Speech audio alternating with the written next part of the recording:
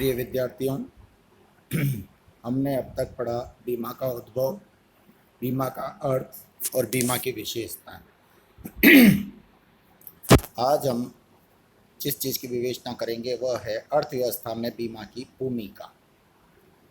देखिए, बीमा अर्थव्यवस्था का एक बहुत बड़ा सेक्टर है और इसकी अर्थव्यवस्था में बहुत बड़ी भूमिका इसलिए है कि बीमा, विशेषतः जीवन बीमा के पास दीर्घकाल के लिए प्रीमियम के रूप में विशाल कोषों का संग्रहण होता है और वे एक्यूमुलेट होते होते इतने पर्याप्त हो जाते हैं कि राष्ट्रीय योजनाओं को, वित्तीय जो योजनाएं बनाते हैं अपन पंचवर्षीय या अन्य, और संगठन जो विभिन्न व्यावसायिक हैं, औद्योगिक संगठन हैं, उनको दीर्घकालीन ऋण की आवश्यकताओं की पूर्ति के लिए बीमा का यह कोष पर्याप्त होता है, क्योंकि बीमा एक ऐसा सेक्टर है जिसके पास सर्वाधिक कोषों का संग्रह दीर्घकाल के लिए उपलब्ध रहता है। अतः जो बीमा है उसकी अर्थव्यवस्था में भूमिका अगर हम बिंदुवार व्यक्त करेंगे तो कई बिंदुओं में व्यक्त कर सकते हैं, अन्यथा हम यह कह सकते हैं कि यह अर्थव्यवस्था में भूमिका निर्वाह की दृष्टि से बहुत ही महत्वपूर्ण और व्यापक क्षेत्र है। अब हम बिंदुवार एक एक बिंदु लेंगे जिससे कि अर्थव्यवस्था में बीमा की भूमिका स्पष्ट होती है। नंबर 1, बीमा के माध्यम से हम जोखिमों का हस्तांतरण उद्यमी से बीमाकर्ता को नाम मात्र की प्रीमियम लागत के बदले कर सकते हैं और इस तरह से अनिश्चितताओं के विरुद्ध प्रावधान कर सकते हैं। जब हम अनिश्चितताओं के विरुद्ध प्रावधान कर लेते हैं तो हमारा सारा ध्यान हम नवाचार और कार्यकुशलता और कार्यक्षमता बढ़ाने में लगा सकते हैं और व्यापार की महत्वपूर्ण निर्णय लेने में लगा सकते हैं। इस तरह से बीमा जोखिमों का नाम मात्र लागत पर हस्तांतरण, अनिश्चितताओं के विरुद्ध प्रावधान करना इसको संभव बनाता है। द्वितीय बिंदु हम लेते हैं उद्यमिता का विकास, क्योंकि उद्यमिता मूलतः क्या है? जोखिमों को वहन करने के लिए पहलपन की प्रवृत्ति को ही उद्यमिता कहते हैं। उद्यमी जो होता है वह व्यवसाय में निहित जोखिमों का आवरण करता है, क्योंकि उद्यमिता व्यावसायिक जोखिम वहन करना है जिनमें से कि अधिकांशतः बीमा योग्य होते हैं और बीमाकर्ता को नाम मात्र के प्रीमियम के बदले हस्तांतरित किए जा सकते हैं। इसलिए बीमा उद्यमिता के विकास में बहुत ही महती भूमिका अदा करता है और जब उद्यमिता का विकास होगा तो स्वाभाविक है अगला बिंदु जो है कि उद्यमिता के विकास के कारण देश में उद्योग तथा वाणिज्य का तीव्र विकास होता है, क्योंकि उद्यमी नए नए व्यापार, सेवाएं और उद्योग प्रारंभ करते हैं और उनके ऐसा करने से राष्ट्रीय जो अर्थव्यवस्था है उसको गति मिलती है, वो सतत रहती है और अर्थव्यवस्था में तीव्रता किसी भी विकासशील देश के लिए और विकसित देश के लिए, दोनों के लिए ही परम आवश्यक है। नेक्स्ट विशेषता यह है कि स्वयं जो बीमा करता होते हैं वो औद्योगिक, वाणिज्यिक और सेवा उपक्रम स्थापित करने के लिए प्रवर्तक के रूप में कार्य करते हैं, अर्थात वे स्वयं इनकी स्थापना भी करते हैं और प्रवर्तक के रूप में इनका विचार लाते हैं, उस विचार को आगे बढ़ाते हैं, उसके लिए तकनीकी, आर्थिक और जो व्यावहारिक संभाव्यता अध्ययन होता है उसका संपादन करते हैं और अच्छी इकाइयाँ उत्पादित करते हैं। अपने साथ किसी को जॉइंट भी कर सकते हैं या एकाकी जो मालिक होता है उसके रूप में ये इकाइयों का प्रवर्तन कर सकते हैं। वैसे ही ये सामान्यतः प्रवर्तन जिन इकाइयों का करते हैं उनको कंपनी फॉर्म ऑफ ऑर्गेनाइजेशन के रूप में समामेलित कराया जाता है और यह उनके बड़े अंशधारक होते हैं। जब उद्योग, नेक्स्ट बिंदु है रोजगार के अवसरों में वृद्धि।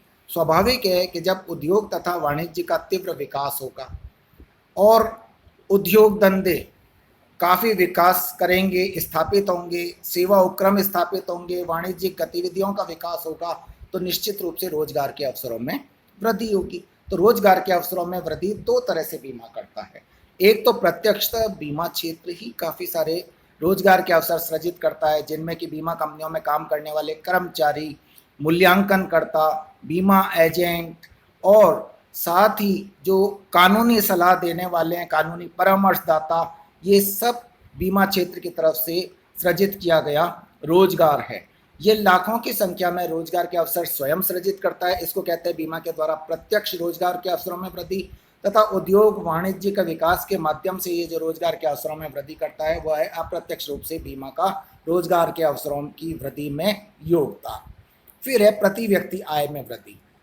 अब आपने देखा कि जब रोजगार के अवसरों में वृद्धि होगी तो स्वाभाविक है कि व्यक्ति की आय बढ़ेगी, क्योंकि एक परिवार में यदि 6 व्यक्ति हैं और उनमें से रोजगार के अवसर नहीं होने के कारण केवल एक ही कमा रहा है, तो प्रति व्यक्ति आय यानी उस परिवार में अगर अपन पारिवारिक आय देखें प्रति व्यक्ति, तो वो एक व्यक्ति की आय 6 में बढ़ जाएगी। लेकिन जब रोजगार के अवसरों में वृद्धि होगी और उस परिवार में से 3 व्यक्ति कमाने लग गए, तो उन 3 व्यक्तियों की आय का योग उन 6 से विभाजित होगा और प्रति व्यक्ति आय नेचुरली परिवार की ज़्यादा होगी। इसी तरह से राष्ट्रीय स्तर पर भी होता है। जब रोजगार के अवसरों में वृद्धि होती है, अधिकाधिक लोगों को रोजगार मिलता है, तो कुल लोग जितनी आय अर्जित कर रहे हैं उसमें से कुल जनसंख्या जितनी उनका भाग यदि दिया जाता है तो प्रति व्यक्ति आय निश्चित रूप से बढ़ती है। तो रोजगार के अवसरों में वृद्धि का परिणाम यह होता है कि प्रति व्यक्ति आय में वृद्धि होती है।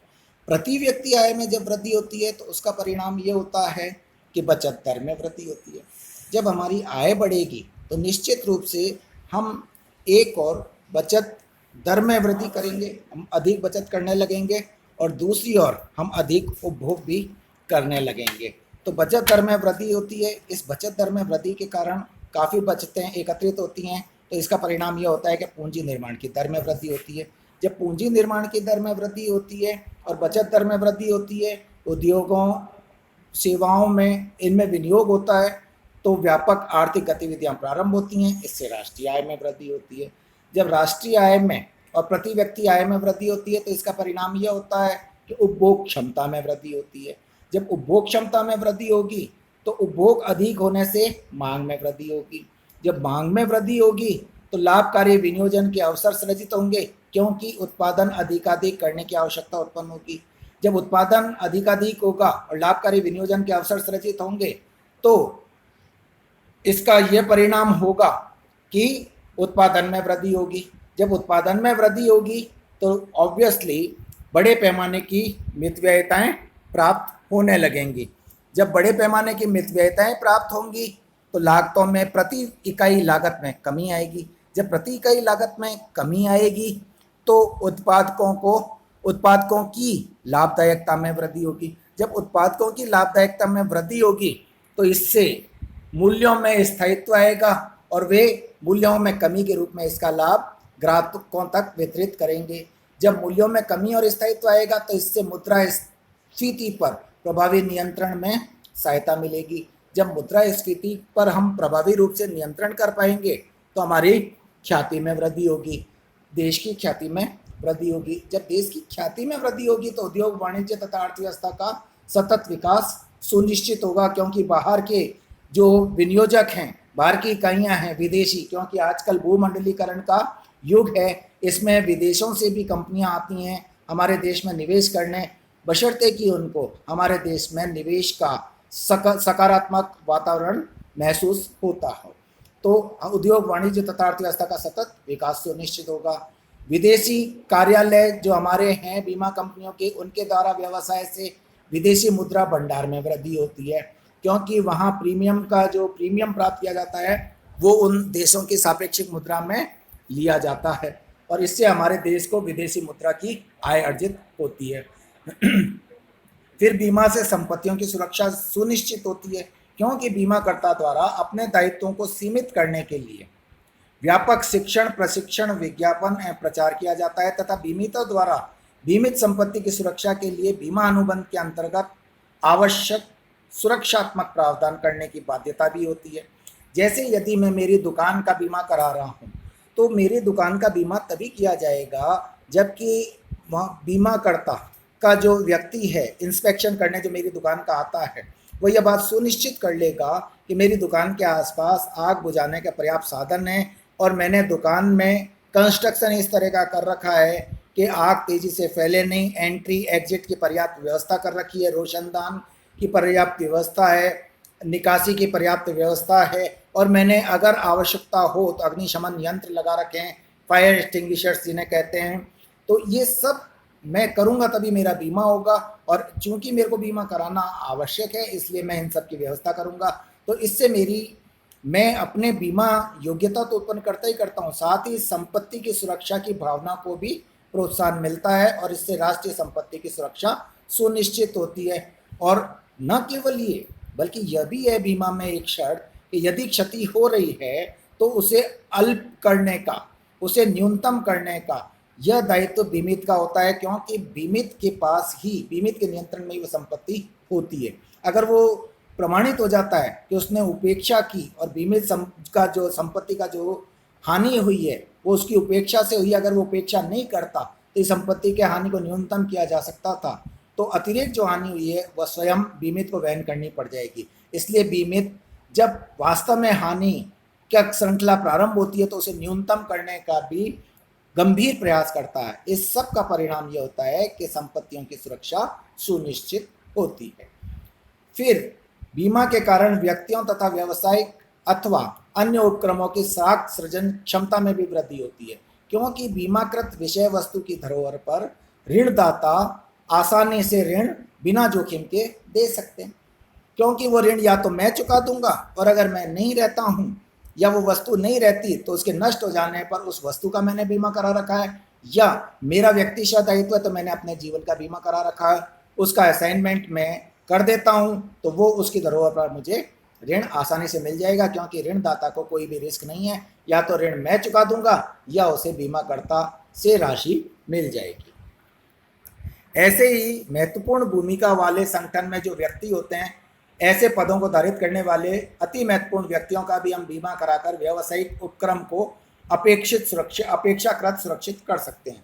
क्योंकि मान लीजिए एक ऐसा महत्वपूर्ण व्यक्ति है जिसकी वजह से हमारे संगठन में काफ़ी हद तक लाभदायकता सुनिश्चित होती है, और ऐसा व्यक्ति यदि अचानक जीवन काल उसका समाप्त हो जाता है तो हमारे समकक्ष व्यक्ति ढूंढने तक व्यवसाय को लाभों का नुकसान होगा। तो ऐसी अवस्था में हम ऐसे लाभों का जो उसकी अनुपस्थिति में हमें नुकसान होगा आकलन करके उस व्यक्ति का जीवन बीमा महत्वपूर्ण व्यक्ति के रूप में करा सकते हैं, और जब वो व्यक्ति नहीं रहेगा तो वो बीमा राशि हमें मिल जाएगी। तो उसके नहीं रहने के कारण और उस जैसी योग्यता का दूसरा व्यक्ति प्राप्त करने तक हमें जो लॉस होता है उसकी भरपाई हम बीमा राशि जो हमें प्राप्त होगी उससे कर सकते हैं। फिर बीमाकर्ताओं द्वारा साख गारंटी के कारण हमारे विदेशी व्यापार में वृद्धि होती है, क्योंकि जब बीमाकर्ता साख गारंटी दे देते हैं, जो कि आयातक देश में भी जिसका कार्यालय और निर्यातक के देश में भी जिसका कार्यालय है, तो निर्यात वो आसानी से कर देते हैं यदि बीमा साख गारंटी दे देता है।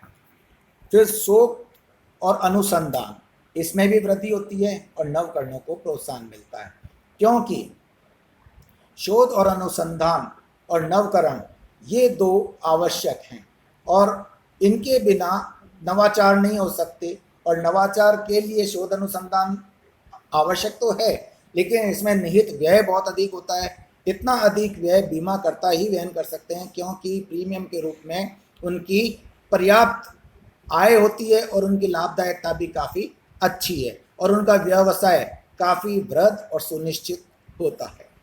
फिर आर्थिक नियोजन के क्रियान्वयन हेतु वित्त पोषण का मुख्य स्रोत भी बीमा प्रीमियम से एकत्रित कोष ही है, क्योंकि ये कोष दीर्घकाल के लिए उपलब्ध रहते हैं बीमाकर्ता के पास, इसलिए वो सरकार को इन कोषों को ऋण के रूप में उधार दे सकते हैं, जिनसे कि वित्तीय पंचवर्षीय योजनाओं इत्यादि का वित्त पोषण किया जाता है। उद्योग तथा वाणिज्य के आधारभूत विकास हेतु भी आवश्यक संरचना जैसे रोड है, रेल है, वायु परिवहन है, संदेशवाहन के साधन हैं, ऊर्जा स्रोत हैं, पुल आदि हैं, इनका निर्माण करने के लिए भी हमें दीर्घकालीन कोषों की आवश्यकता होती है, जो कि बीमाकर्ता प्रदान करते हैं। अर्थात हम ये कह सकते हैं कि बीमा के कारण उद्योग तथा वाणिज्य के विकास के लिए जिस आधारभूत संरचना का विकास की आवश्यकता होती है, उसके लिए बीमा वित्त पोषण कर इसके निर्माण में सहायता करता है। फिर बीमा पूंजी बाजार को सशक्त और सक्रिय रखने में योगदान करता है। पूंजी बाजार अर्थात दीर्घकालीन कोषों का आदान प्रदान जहाँ होता है। पूंजी बाजार के हमारे जो अंग हैं वो है दीर्घकालीन ऋण देने वाली वित्तीय संस्थाएं और स्कंद विनिमय स्टॉक एक्सचेंजेस जहां शेयर डिबेंचर्स इत्यादि का लेन देन होता है। बीमा उद्योग तथा वाणिज्यिक उपक्रमों को दीर्घकालीन ऋण देता है। अंशों एवं ऋण पत्रों के जो निर्गमन होते हैं उनका अभिगोपन करता है, अंडर राइटिंग। कंपनी के जो अंश और ऋण पत्र होते हैं तथा सरकारी प्रतिभूतियां होती हैं उनमें प्रत्यक्ष अभिदान करता है अर्थात पैसा लगाता है। द्वितीयक बाजार यानी सेकेंडरी मार्केट से अंशों, ऋण पत्रों और सरकारी प्रतिभूतियों का समय समय पर क्रय करता है जिससे कि उनके मूल्य बहुत अधिक गिर नहीं पाते और उनके मूल्यों में स्थायित्व रहता है और हमारा जो अंश बाजार है वह स्थिर रहता है। Thank you.